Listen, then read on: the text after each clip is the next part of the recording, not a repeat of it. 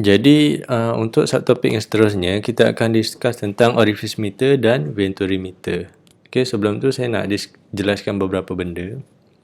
So, bila kita ada satu sistem yang kita pump air ke dalam dia, ni adalah bentuk pump So, kita pump ke dalam pipe. So, dia akan ada satu flow rate lah. So, flow rate ni ada dua jenis. Satu volumetric flow rate.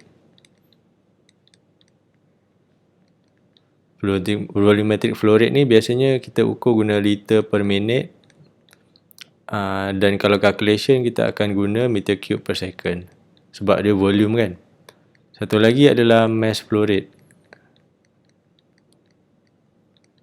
Yang ni kita tak ukur lah. Biasanya kita akan guna volumetric flow rate ni untuk tukar kepada mass flow rate. Mass flow rate adalah kg per second. So, volumetric flow rate ni simbol dia adalah Q. Mass flow rate ni adalah M titik. Okay. So, dia ada kaitan sebenarnya volumetric flow rate dengan mass flow rate ni. Kaitan dia adalah mass flow rate punya rumus sama dengan density darab Q. Okay. So, kita tengok unit dia, betul tak? kg per second. Density kan density kan kg per meter cube. So, volumetric flow rate meter cube per second. So, bila kita matikan, betul lah the relationship dia. So, kita kena ada alat lah untuk ukur salah satu ni. Dan biasanya dalam lab, kita akan ada alat yang boleh ukur volumetric flow rate. So, alat tu dia akan pasang lah dekat sini. Dia ada sensor dia. Okay. So, dia akan ada reading. Okay, liter per minute. So, alat ni kita panggil digital flow meter. Ataupun kita nak pendek, kita sebut flow meter lah. So, benda yang terjulur ni adalah sama ada dia guna pitot. Okay, ataupun venturi. Ataupun orifice. Okay.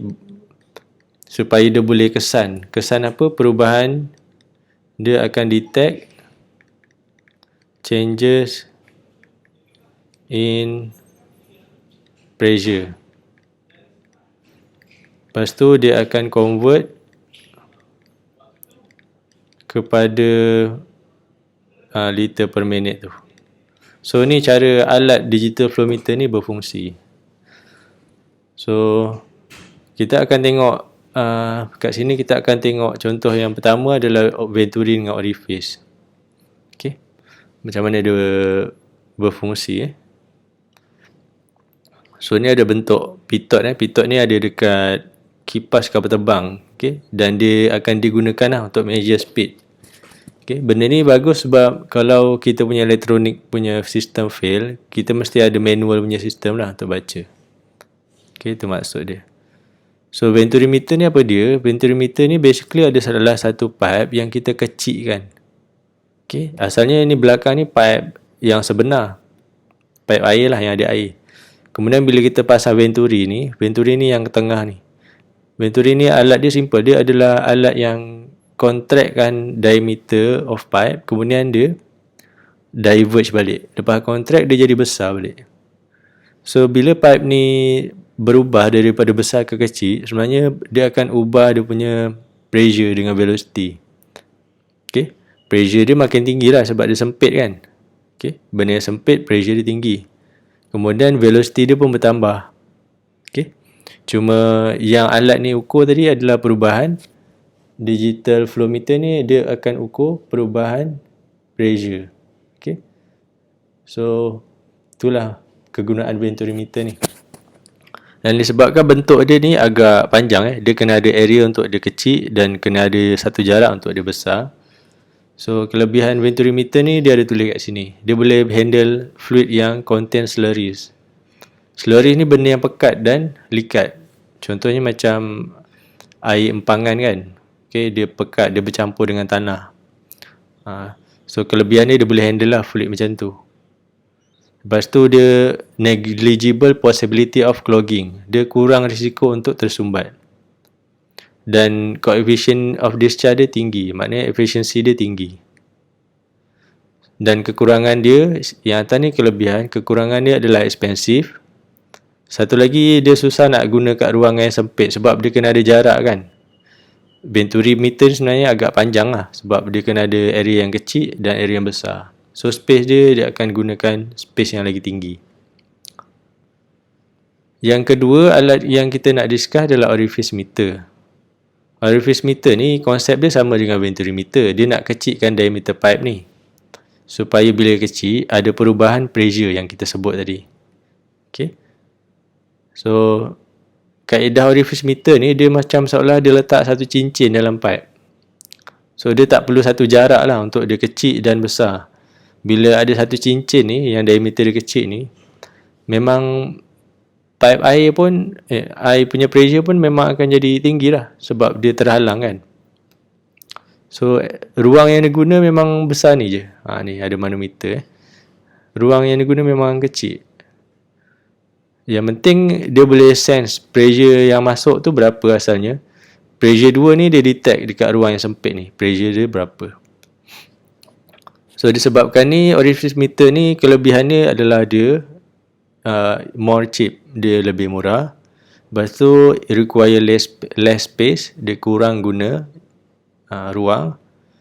Lepas tu kita boleh tune dia lah. Operational response can be designed with perfection. Dia senang kata mudah nak operate. Okay? Easy to operate lah kalau kita nak senangkan. Dan kekurangan dia mesti ada lah. So yang pertama dia senang tersumbat. Okay? Macam kita punya pipe air sinki kan. Sinki kita diameter besar. Bila ada discharge yang sempit dekat sinki tu, bawah dia lubang dia kecil, kan dia senang tersumbat. Macam ni lah konsep dia. Kemudian minimum pressure that can be achieved for reading is sometimes difficult. Senang kata kita ambil reading of flow is sometimes difficult. Sebab bila air yang keluar ni pressure dia tinggi sangat, dia akan disturb bacaan tu lah. Okay. Kadang-kadang air tu bila perlahan sangat dia tak cukup nak jadi vena contracta ni. Kalau air laju okay. So dia ada sedikit error lah. Okay. Dulu waktu eksperimen saya pernah test. Kalau air tu perlahan, reading flow rate lain. Okay. Air laju dia ada beza flow rate. Satu lagi yang saya tertinggal adalah rotameter. Rotameter ni dia lagi senang. Kita tak perlu nak kira-kira pun. Okay, bila kita pakai rotameter ni, kat dalam ni macam ada pelampung.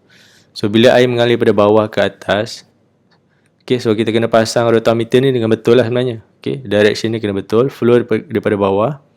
So bila dia tolak pelampung ni ke atas, so nanti dia akan stay dekat satu level. Sebelah ni akan ada indicator. Kita boleh baca terus berapa liter per minit dia. So rotameter is the one of the simplest flow meter exist. Kita pasang ni kita terus tahu nilai dia.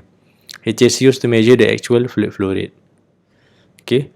Senang kata kalau kita nak tahu actual flow rate dalam pipe tu, kalau meter kita rosak kan, digital rosak, kita pakai ni. So ni advantages dia, simpler in operation. Kemudian dia tak perlu external power. Lepas tu senang nak handle dan install. Cost pun murah. Kat Shopee dengan Lazada pun ada jual. Lepas tu kalau jenis yang dia ada dua plastik dengan glass, dia boleh handle lah corrosive fluid. Okay. Kalau macam venturi dengan orifice tu, dia macam kena gunakan, senang kata gunakan metal lah. Okay. Kalau kita pasang digital, kalau metal yang tu rosak, maknanya digital pun tak boleh baca kan. So rotameter ni lagi senang. So rotameter ada glass, metal, plastik, ada 3 jenis. So ni adalah flow meter measurement apparatus yang kita akan guna nanti waktu eksperimen. So dekat sini just nak highlight je lah. Okay. Dia punya water inlet datang dari kiri yang nak panah kelabu ni. Kemudian dia terus sambung dengan venturi. Venturi ni kan panjang, so kita nampak sini ada start ruang yang sempit, kemudian dia jadi besar balik. Dan kat sini ada banyak manometer. Manometer ni dia nak baca pressure. Okay. Manometer kan dia baca tinggi air kan. So kita boleh kira pressure daripada P sama dengan rho GH.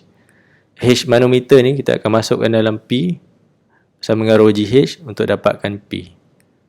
So kita kena ada 2 tempat lah, yang sebelum dia pressure berubah dengan waktu selepas pressure dia berubah. kat sini point ni.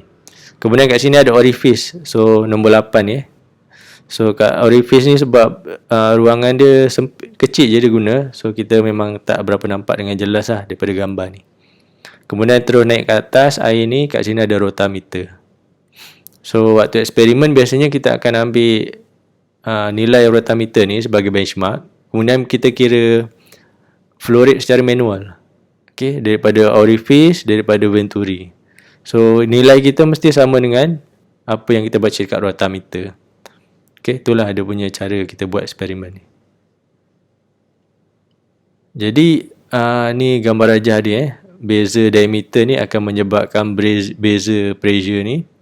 So nanti kita akan gunakan Bernoulli equation lah sebenarnya. Okay, so nanti dalam video seterusnya saya akan tunjuk okay, daripada eksperimen saya akan tunjuk terus macam mana nak kira dia flow rate ni. Okay, sekian saja untuk bab 3.